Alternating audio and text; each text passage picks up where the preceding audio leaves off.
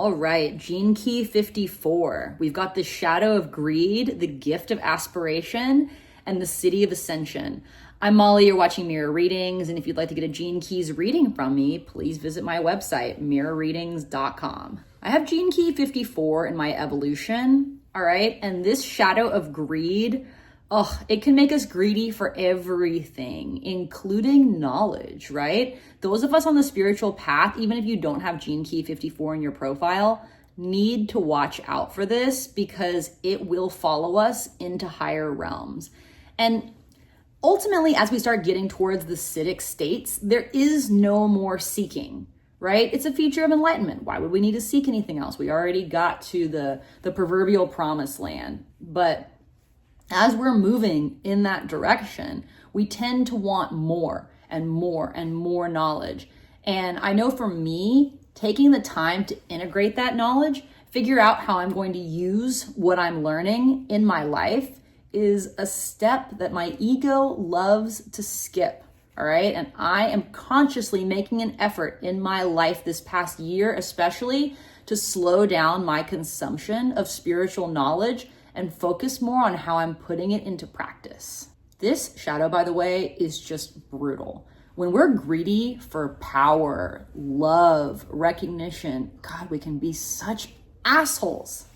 By the way, we can even be greedy about wanting to kill our ego, right? While our ego is justifying all of the things that we're acting out of this brute force greed to attain. It's absolutely wild, and we got to keep an eye on this one, especially as we're on the spiritual path.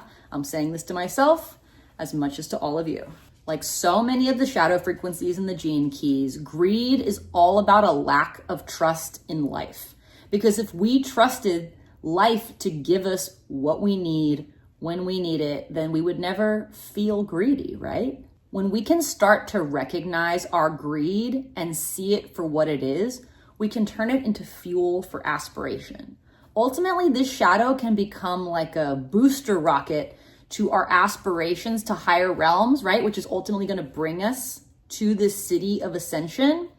But when we're in these lower frequencies of this 54th key, our lust for ascension, our greed for it, is actually blocking us from getting from the shadow to the gift. We must learn to aspire to love our greed, to be with it, to take it as fuel and be able to use it to expand our consciousness. That's like it's such a unique and like challenging dance to do. When we repress this shadow of greed, we become unambitious. And this comes from cutting ourselves off emotionally from what we want, right? We're like afraid to want anything because we want it so bad.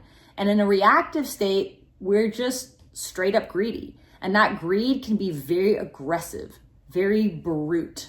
So rather than just insatiably accruing experiences, relationships, material possessions, we must aspire to wanting more. We must aspire beyond the realm of the third dimension, right? Beyond the world of form. As we're setting our sights on this gift frequency, we don't necessarily even know what we're aspiring towards. We can just intuitively sense that there's something more than just my individual identity in this third dimensional world, and we start reaching towards it consciously or unconsciously.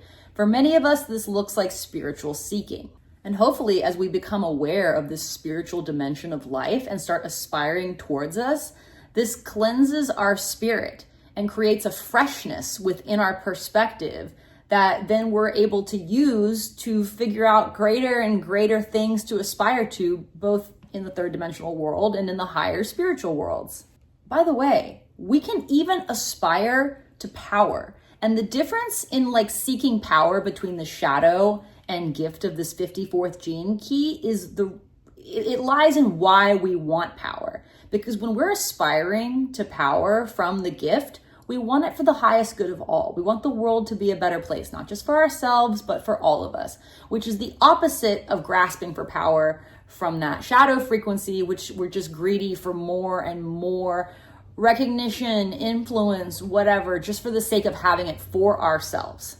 This gift takes everything from 3D up into 5D. It doesn't shy away from the material world. It integrates it with the spiritual world. Those of us who have this 54th gene key in our profile will experience some Kundalini activation in our lifetime, whether we're conscious of it or not.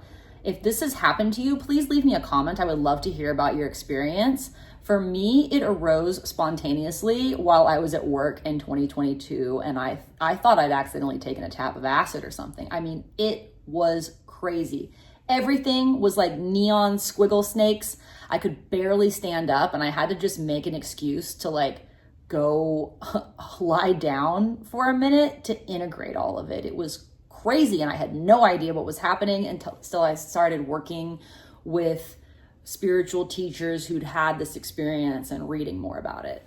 I learned from one of these teachers that being greedy for this Kundalini energy, which I believe is primordial energy, it's the energy of our original blueprint as an expression of the divine in dimensions so much higher than this realm, it's not even worth assigning a number to it. But if we become greedy for this energy, it can be very dangerous. Like this particular teacher told me, on the low end, it can make you physically sick. On the high end, it can kill you or make you go crazy, neither of which are good.